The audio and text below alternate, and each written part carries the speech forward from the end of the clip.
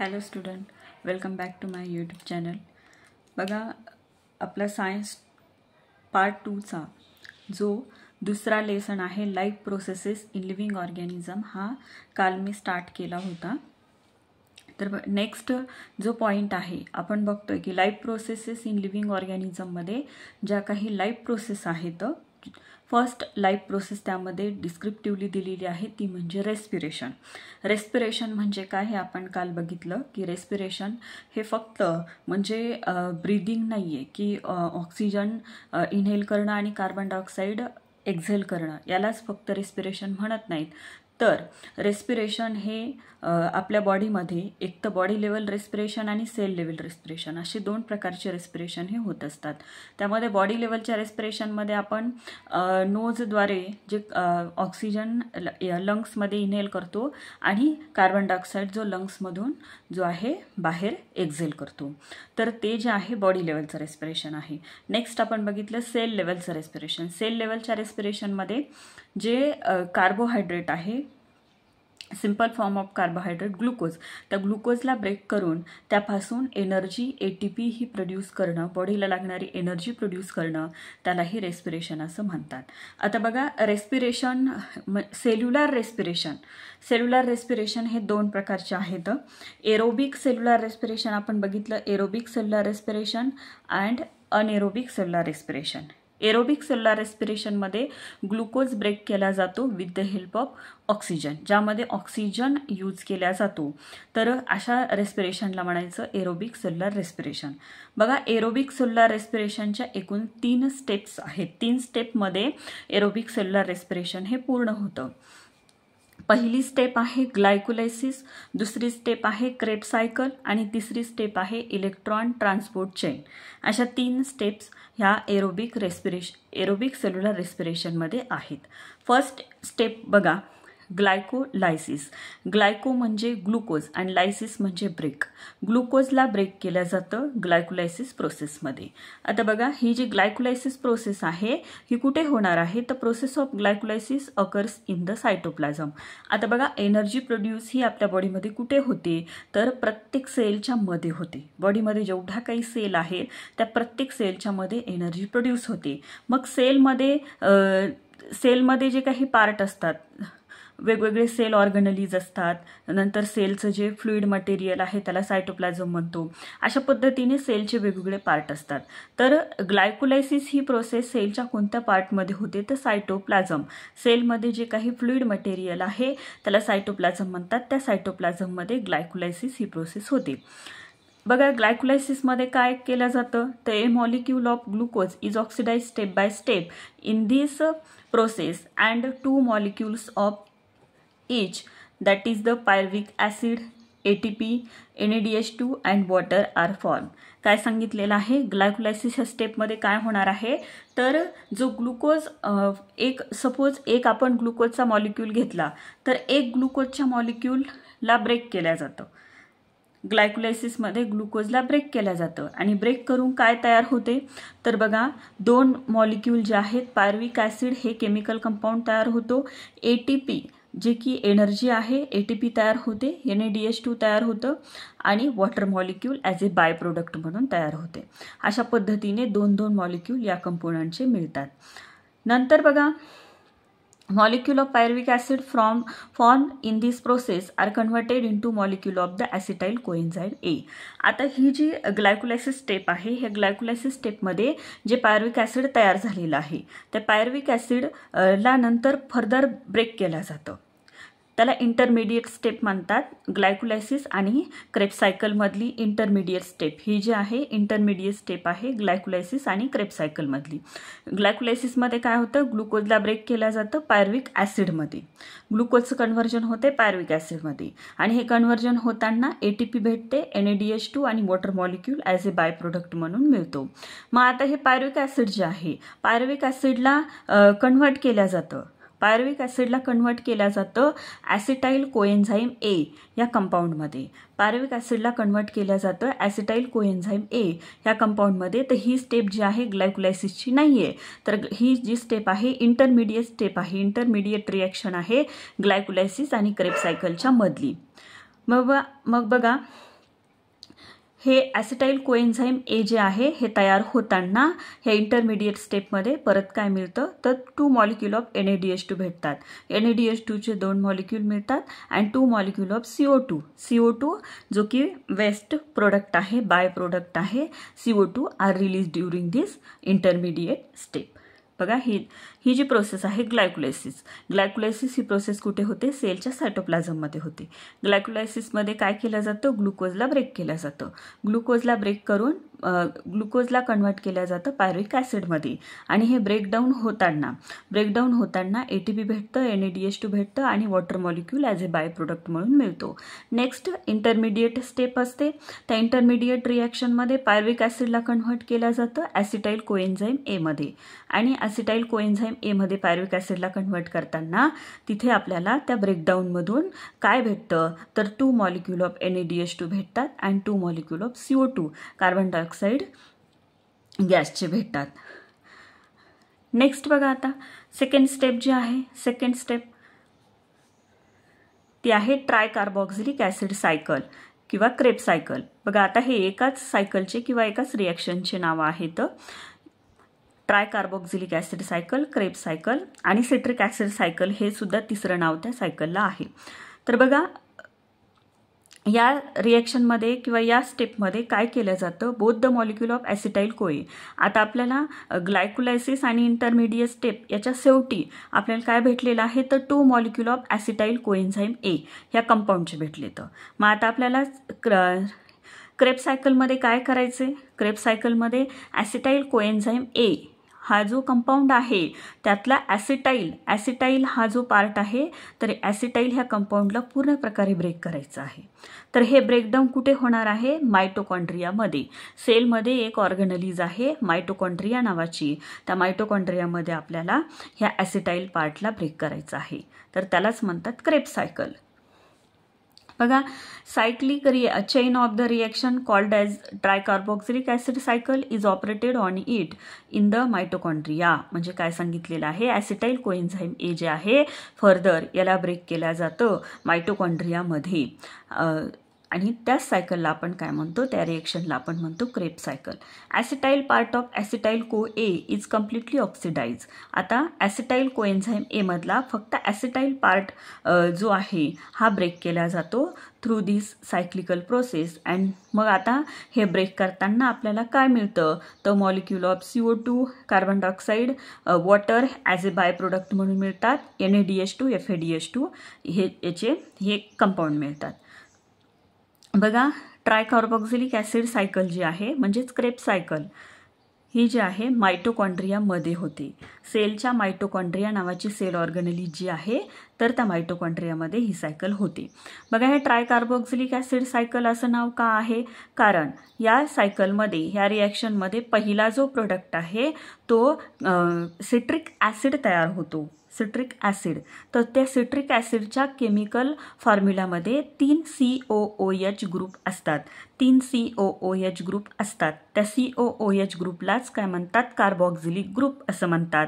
म्हणून पहिल्या प्रोडक्टमध्ये म्हणजे पहिला जो कंपाऊंड तयार होणार आहे रिॲक्शनमध्ये तर तो त्याच्या स्ट्रक्चरमध्ये 3 कार्बॉक्झिलिक ग्रुप असल्यामुळे या सायकलला ट्रायकार्बॉक्झिलिक ॲसिड सायकल असं म्हटलं जातं. नेक्स्ट नाव आहे क्रेब्स सायकल. क्रेब्स सायकल असं नाव का आहे कारण ही जी रिॲक्शन आहे किंवा ही जी सायक्लिक रिॲक्शन आहे तर ही कोणी डिस्कवर्ड केलेली आहे सर हन्स क्रेब या सायंटिस्टनी डिस्कवर्ड केलेली आहे. म्हणून त्या सायंटिस्टच्या नावावरून या सायकलचं नाव आहे क्रेब्स सायकल. आणि तिसरं नाव आहे सिट्रिक ॲसिड सायकल कारण पहिला जो रिॲक्शनमध्ये पहिला जो कंपाऊंड तयार होणार आहे तो आहे सिट्रिक ॲसिड आणि त्यामुळे या सायकलचं नाव सिट्रिक ॲसिड सायकल हे आहे.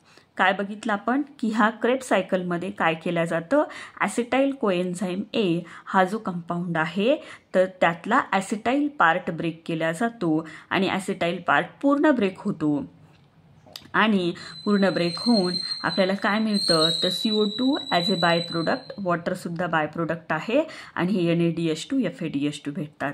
NaDH2 FADH2 यापासून नंतर फर्दर ATP मॉलिक्यूल म्हणजे एनर्जी प्रोड्यूस केल्या जाते.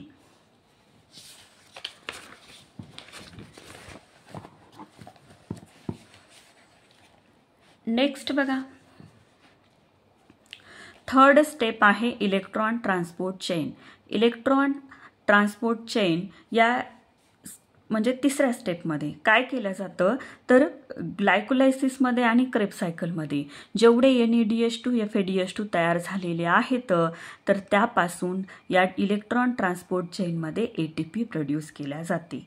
बघा, molecule of NADH2 and FADH2 formed during all the above processes participated in the electron transport chain. काय सांगितलेलं आहे की NADH2 FADH2 जे काही तयार झालेले आहेत ग्लायकोलायसिस, इंटरमिडिएट स्टेप आणि क्रेब्स सायकल यामध्ये जे NADH2 FADH2 तयार झालेले आहेत तर त्यापासून इथे इलेक्ट्रॉन ट्रान्सपोर्ट चेनमध्ये काय तयार केलं जाणार आहे, ATP तयार केले जाणार आहे. Due to this 3 molecule of ATP are obtain from the each NADH2. एका NADH2 पासून 3 ATP तयार होतात आणि and 2 molecules of ATP from the each FADH2 आणि एका FADH2 पासून 2 ATP मिळतात.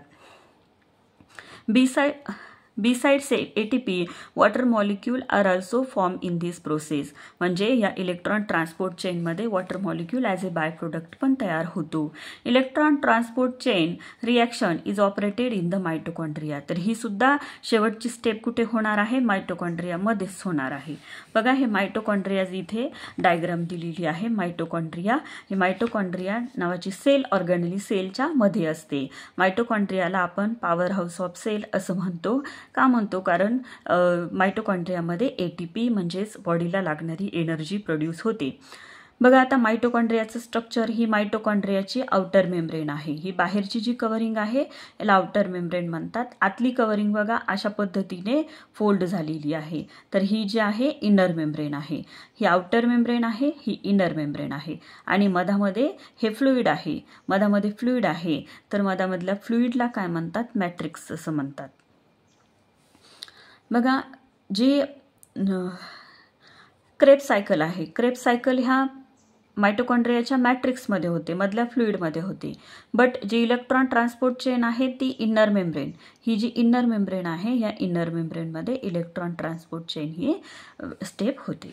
इलेक्ट्रॉन ट्रान्सपोर्ट चेनमध्ये काय केलं जातं, NADH2 FADH2 जे काही आत्तापर्यंत तयार झाले तर त्यापासून ATP प्रोड्यूस केल्या जाते. A molecule of glucose is completely oxidized in the aerobic respiration and molecule of CO2 and H2O are produced along with the energy. काय सांगितलेलं आहे, एरोबिक रेस्पिरेशनच्या ह्या आपण 3 स्टेप बघितल्या. कोणत्या, ग्लायकोलायसिस, क्रेब्स सायकल आणि इलेक्ट्रॉन ट्रान्सपोर्ट चेन. यामध्ये एक ग्लुकोज मॉलिक्यूल आपण ग्लायकोलायसिसच्या सुरुवातीला घेतला होता, त्याला ब्रेक करत करत 3 स्टेपमध्ये आपण ब्रेक केलं. म्हणजे ग्लायकोलायसिस केलं, नंतर क्रेब्स सायकल आणि इलेक्ट्रॉन ट्रान्सपोर्ट चेन. ह्या 3 स्टेपमधून तो ग्लुकोज कम्प्लिटली ऑक्सिडाइज म्हणजे कम्प्लिटली ब्रेक झालाय. एकही प्रोडक्ट शिल्लक, एकही कंपाऊंड शिल्लक राहिलेला नाहीये ब्रेक करायचा आणि त्या म्हणजे फुल्ली ऑक्सिडेशन होतं. एरोबिक रेस्पिरेशनमध्ये एक ग्लुकोज मॉलिक्यूलचं फुल्ली ऑक्सिडेशन होतं आणि आपल्याला काय भेटतं तर 38 ATP मिळतात आणि बाय प्रोडक्ट म्हणून CO2 अँड वॉटर हे आपल्याला त्यामध्ये भेटतं.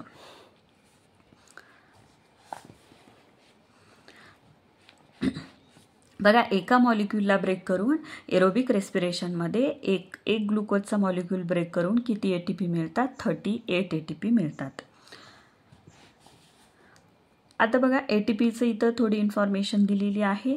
ATP काय आहे, ATP हे जे आपल्या बॉडीला लागणारे एनर्जी आहे, हे जे केमिकल आहे आपली बॉडी एनर्जी म्हणून यूज करतं. तर ATPचं फुल फॉर्म काय आहे, ॲडेनोसिन ट्रायफॉस्फेट. ॲडेनोसिन ट्रायफॉस्फेट हा ATPचा फुल फॉर्म आहे. ॲडेनोसिन triphosphate is energy rich molecule and energy is stored in the bonds by which the phosphate group are attached to each other. काय सांगितलेलं आहे, हे ATP जे आहे, ATPचं स्ट्रक्चर खाली इथे दिलेलं आहे. ATPच्या स्ट्रक्चरमध्ये काय काय आहे, इथे ॲडेनिन आहे, नंतर ही इथे आहे रायबोज शुगर आणि हे 3 फॉस्फेट, हे जे आहे ते 3 फॉस्फेट. मग एनर्जी कुठे स्टोअर्ड असते तर हे फॉस्फेटमध्ये जो बॉन्ड आहे त्यामध्ये एनर्जी स्टोअर्ड असते.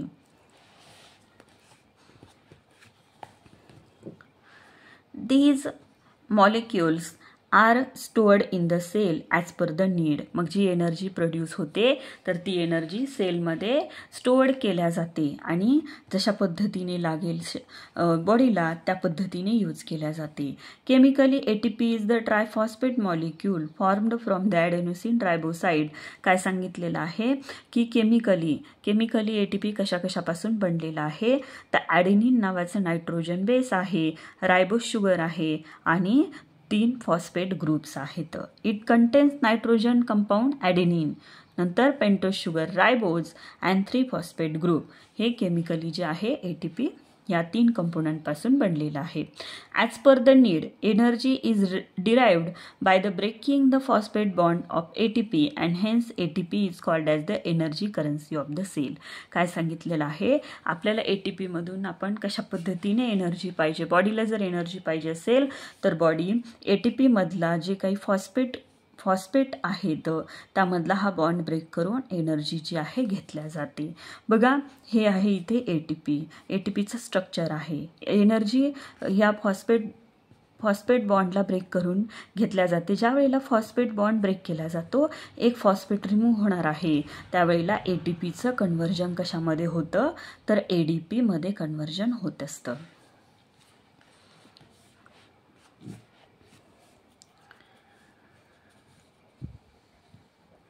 If there is insufficient amount of carbohydrates in the body due to exceptional conditions like the fasting and hunger, then the lipid and protein are used for the energy production.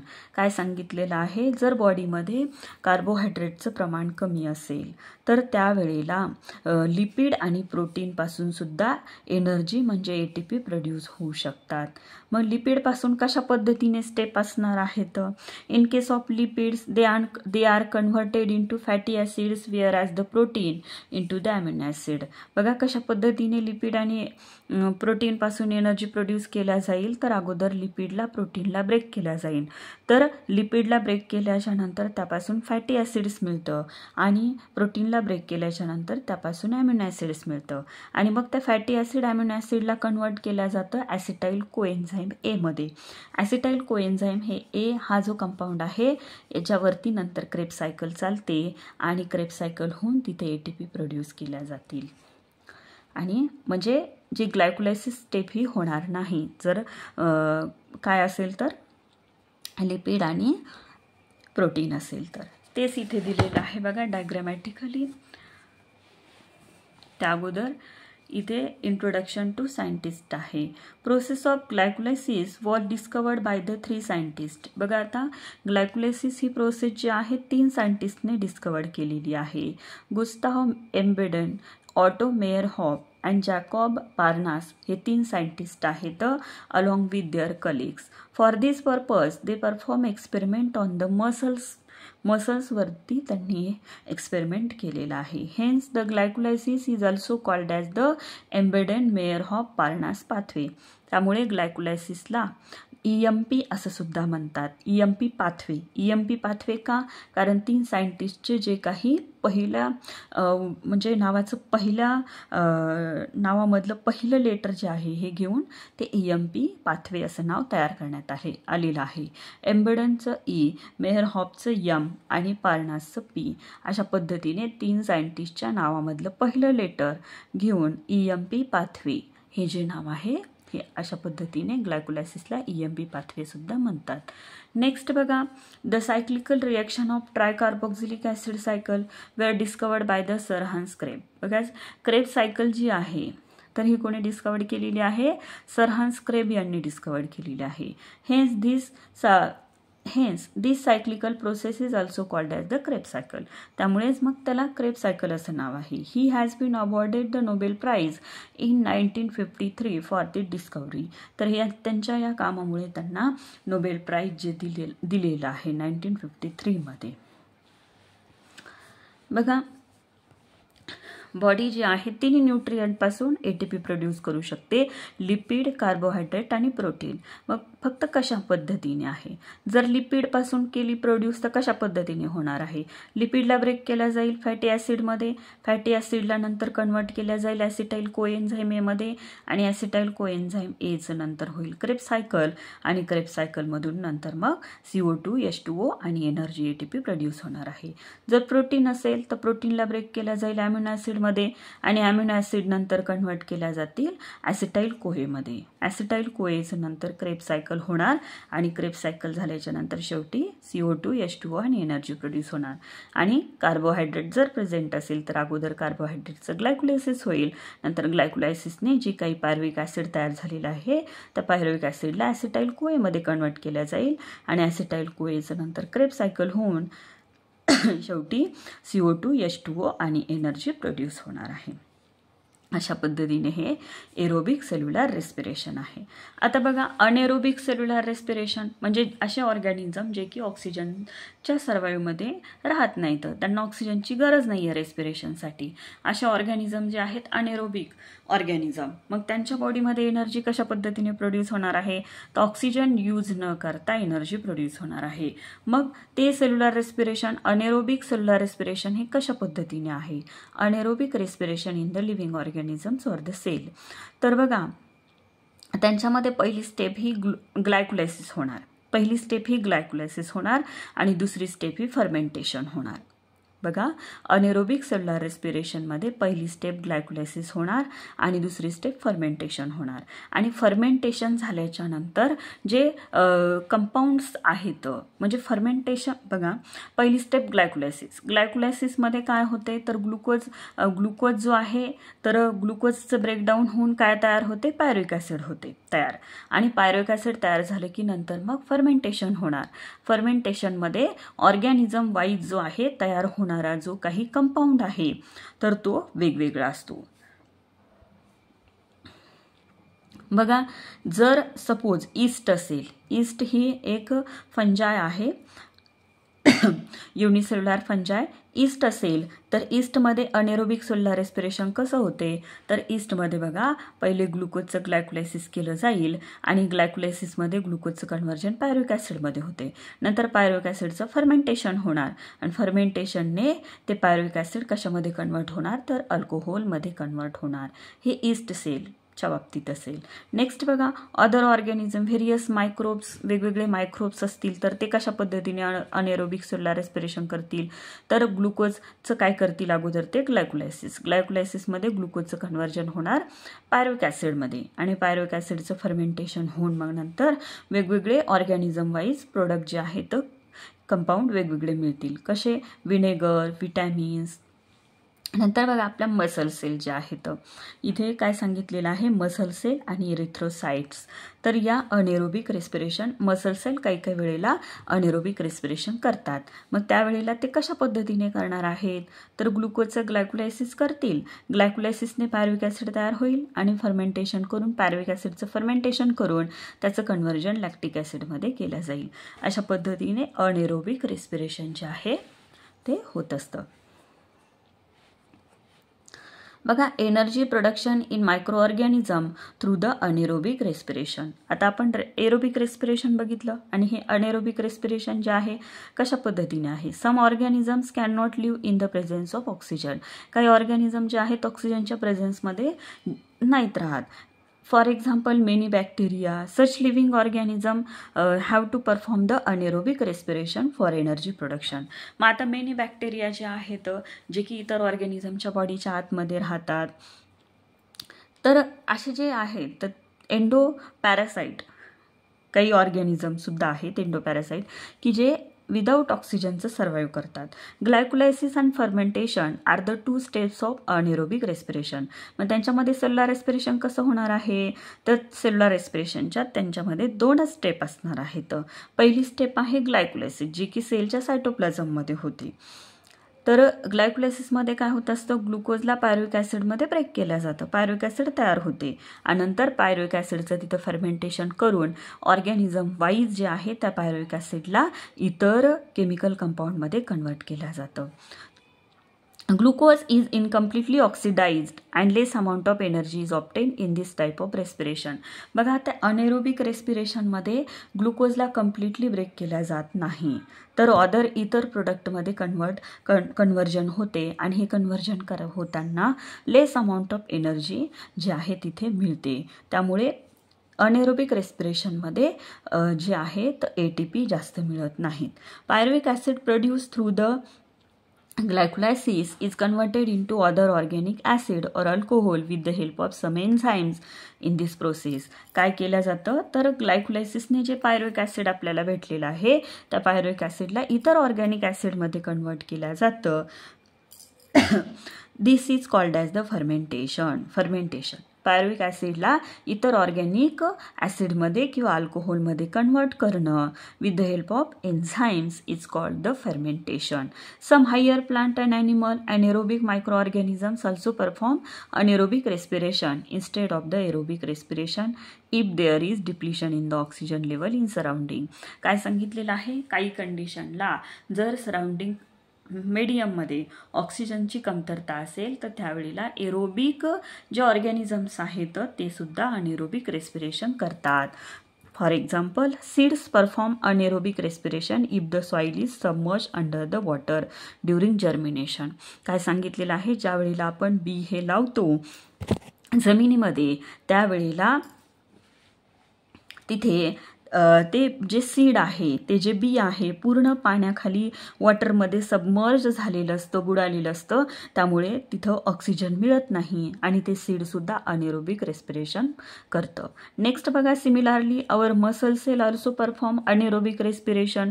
आपला muscle cell anaerobic respiration काही कंडिशनमध्ये करतात. Performing exercise, ज्या वेळेला exercise जे physical काही working आहे करताना आपलं मसल सेल सुद्धा म्हणजेच ह्युमन बीइंग मसल सेल सुद्धा काय करतात, अनेरोबिक रेस्पिरेशन करतात. Due to this less amount of energy is produce in our body and lactic acid accumulate due to which we feel tired. काय सांगितलेलं आहे, मग during the exercise during physical work त्यावेळेला muscle cell ह्या anaerobic respiration करतात. Anaerobic रेस्पिरेशनमुळे less amount of energy produce होते आणि लॅक्टिक ॲसिड तयार होते. लॅक्टिक ॲसिड प्रोड्यूस होतं, त्यामुळे ते लॅक्टिक ॲसिड पूर्ण म्हणजे लेग्समध्ये किंवा हातांमध्ये त्या जमा झाल्यामुळे तिथं जे आहे थकल्यासारखं तिथं वाटतं, फील टायर्ड.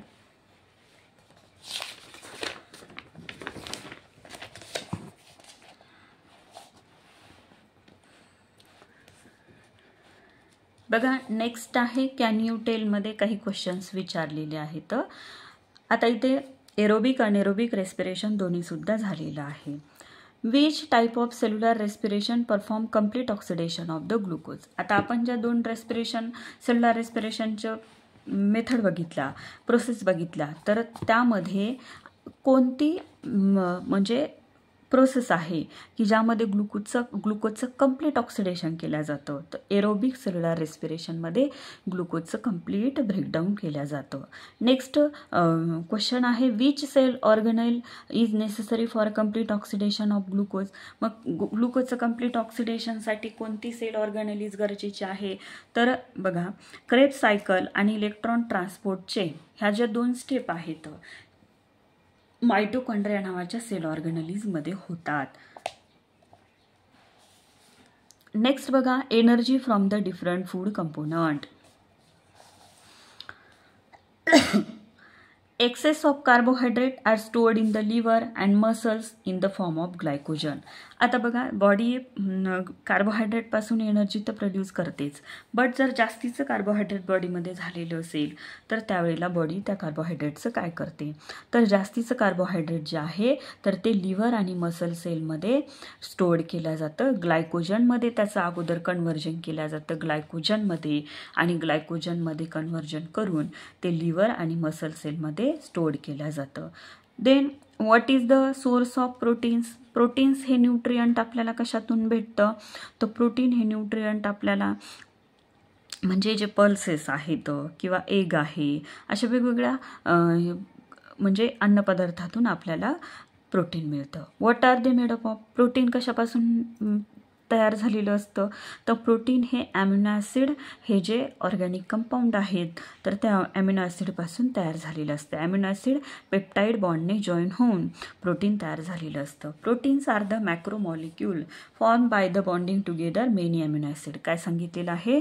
प्रोटीन हे मॅक्रोमॉलिक्यूल आहे आणि ते कशाने तयार झालेलं आहे? ॲमिनो ॲसिडमध्ये पेप्टाईड बॉन्डने ॲमिनो ॲसिड जॉईन होऊन ते तयार झालेलं आहे.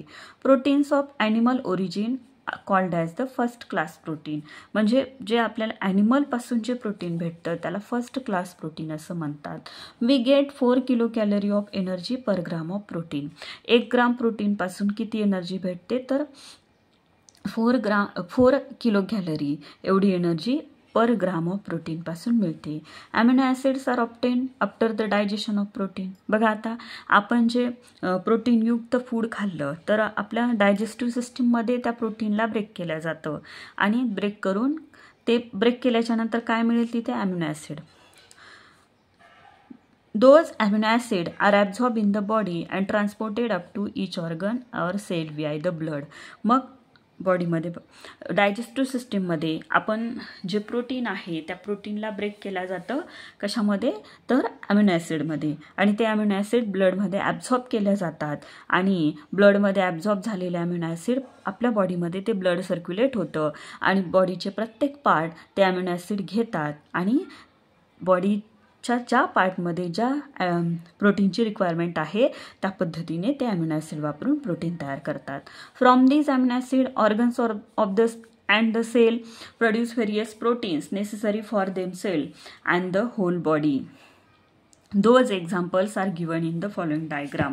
बघा बॉडीमध्ये जे डायजेस्टिव्ह सिस्टीममध्ये प्रोटीनला डायजेस्ट करून आपण फूडमधून जे प्रोटीन घेतले त्या प्रोटीनला डायजेस्ट करून जे ॲमिनो ॲसिड तयार झालेले आहेत त्या ॲमिनो ॲसिड ब्लडद्वारे प्रत्येक सेल किंवा ऑर्गनकडे प्रोव्हाइड केले जातात आणि ती सेल ऑर्गन ते प्रोटीन घेऊन ते ॲमिनो ॲसिड घेऊन त्या पार्टमध्ये जे प्रोटीन ची रिक्वायरमेंट आहे ते प्रोटीन तयार करते. फॉर एक्झाम्पल स्किन बघा, स्किन ही त्या ॲमिनो ॲसिडचा उपयोग मेलॅनिन कॅरेटिन नावाचं प्रोटीन तयार करण्यासाठी वापरते. नंतर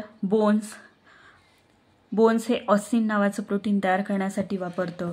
नंतर प्रत्येक सेलची जी सेल मेम्ब्रेन आहे, प्लाझ्मा मेम्ब्रेन आहे, त्या प्लाझ्मा मेम्ब्रेनमध्ये वेगवेगळ्या प्रकारचे प्रोटीन्स असतात किंवा सेलच्या आतमध्ये सायटोप्लाझममध्ये वेगवेगळ्या प्रकारचे एन्झाईम्स असतात, ते सुद्धा प्रोटीन असतात.